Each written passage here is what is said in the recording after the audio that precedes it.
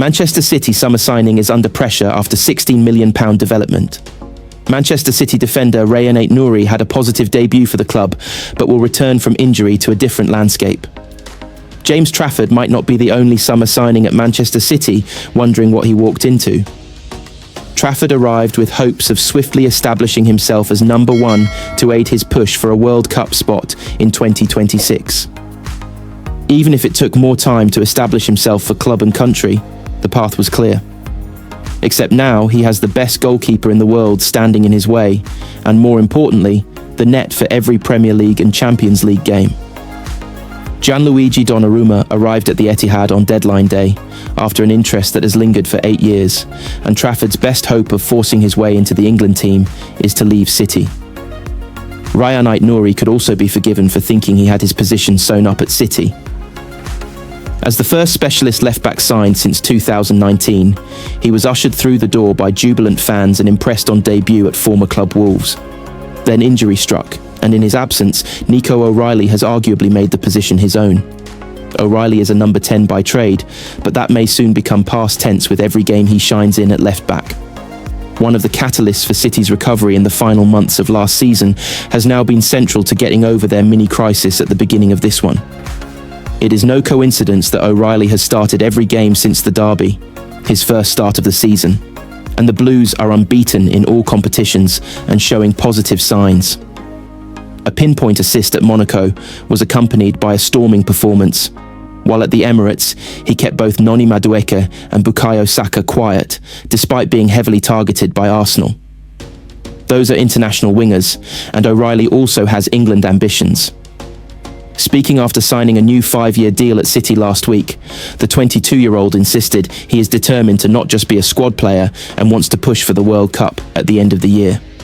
On the evidence of the last month, Thomas Tuchel would be wise to consider him, just as Pep Guardiola will struggle to get Aït-Nouri back into his team.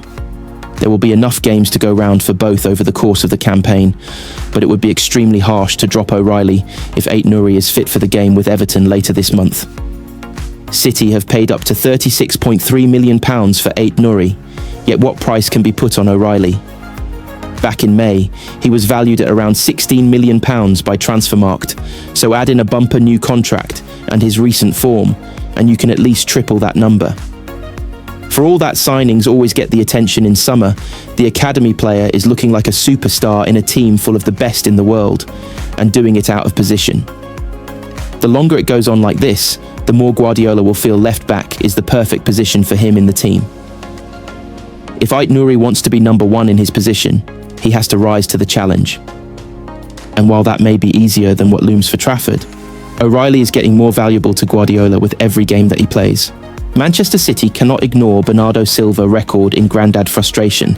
Bernardo Silva came in for criticism for his attacking contribution on Wednesday, but Manchester City's record when he plays is excellent. Pep Guardiola referred to Bernardo Silva as a grandad last week, and more Manchester City fans are increasingly viewing the captain as a crutch holding up their attacking play. Silva was stationed out on the right wing again for the 2-2 draw with Monaco, and it feels notable this season that attacks down that side just do not have the same verve when that is the case. It isn't Silva's fault, but he is probably better off in a more defensive role if he is to be used, and in matches where City don't finish their chances, such as Wednesday night, the scrutiny on what Silva offers in the final third increases. Not everything is as it seems though. Silva may have obvious limitations in that role, but the team have had serious problems without him this season. When Silva has been on the pitch, the Blues have an aggregate score of 12-2. That includes the recent run against United, Napoli and Arsenal, but he also avoided the collapses against Tottenham and Brighton. Spurs felt particularly telling.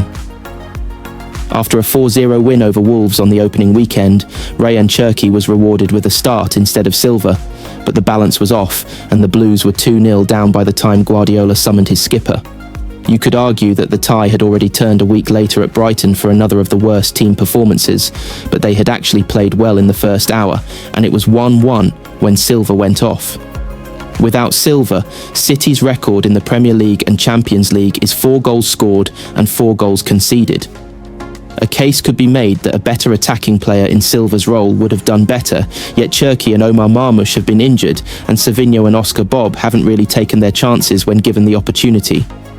Silva could also be pushed inside, but then Tijani Reinders and Phil Foden are much better in the middle, and nobody has been knocking on the door to challenge for their place in the team either.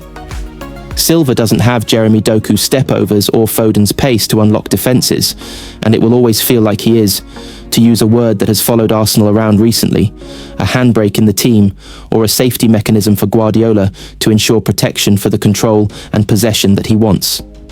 But is that a bad thing? The manager does not want to turn City into a team built solely for the counter-attack, and Silva is one of the best players for recycling balls and controlling tempo. Then there's the leadership he brings.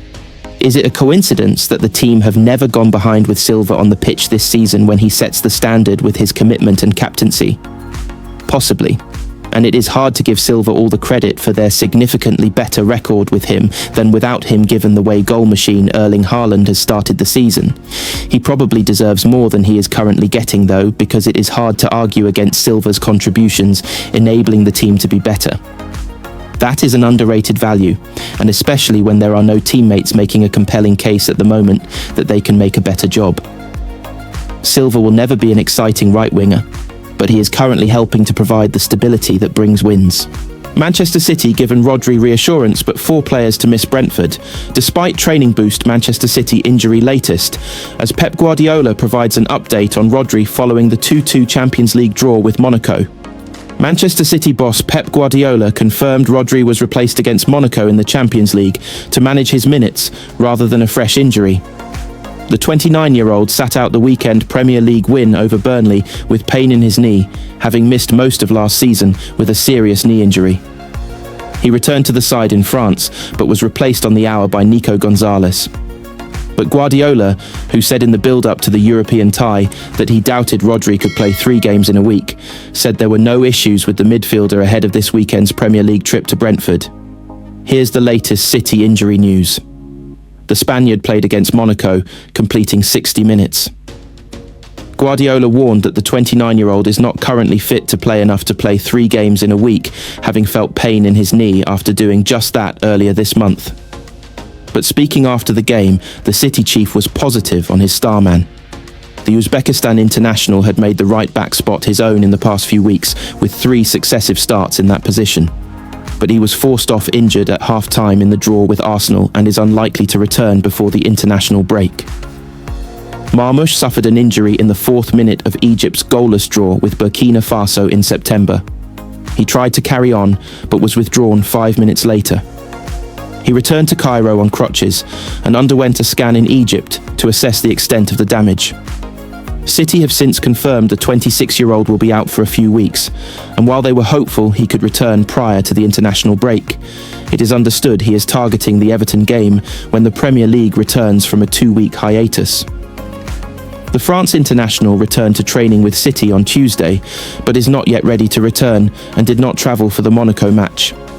He will not be risked for the weekend trip to Brentford either. The view within City remains that the clash with the Toffees 2 weeks later is his more likely return date. Aït-Nouri suffered an ankle injury in the early stages of his home debut against Tottenham. The £31 million summer signing from Wolves played against Brighton, but did not join up with the Algeria squad for their World Cup qualifiers against Botswana and Guinea earlier this month. The Algerian is not expected to return to training until the end of the October international break at the earliest.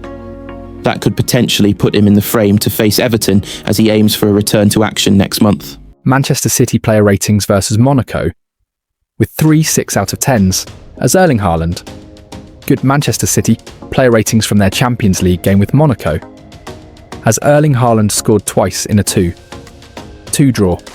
Manchester City were pegged back twice by Monaco in the Champions League, with a late penalty denying them a win. The Blues were not at their best in the Principality, although Erling Haaland was close to his and scored twice. City felt like those goals should have given them the win, but Monaco kept themselves in the game and were rewarded late on when Nico Gonzalez was adjudged to have kicked Eric Dier with a high boot challenging at a free kick. Dier picked himself up to earn his team a point. Bernardo Silva clear on his future as hint dropped with Manchester City contract ending. I know. Manchester City midfielder Bernardo Silva was asked about his future with less than 12 months remaining on his contract. Bernardo Silva has already decided whether he will be leaving Manchester City next summer when his contract runs out.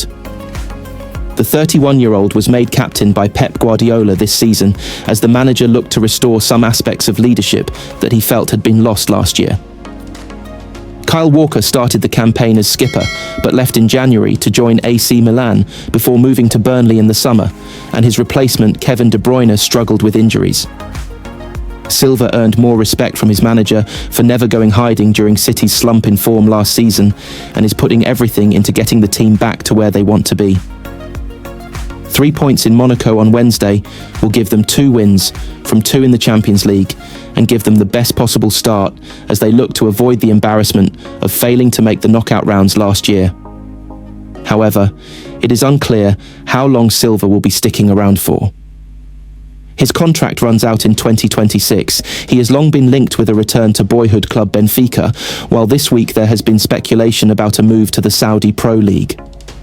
Silva said that his mind is made up, but he will be putting his energy this season into getting City back to where they need to be. I know exactly what I'm going to do.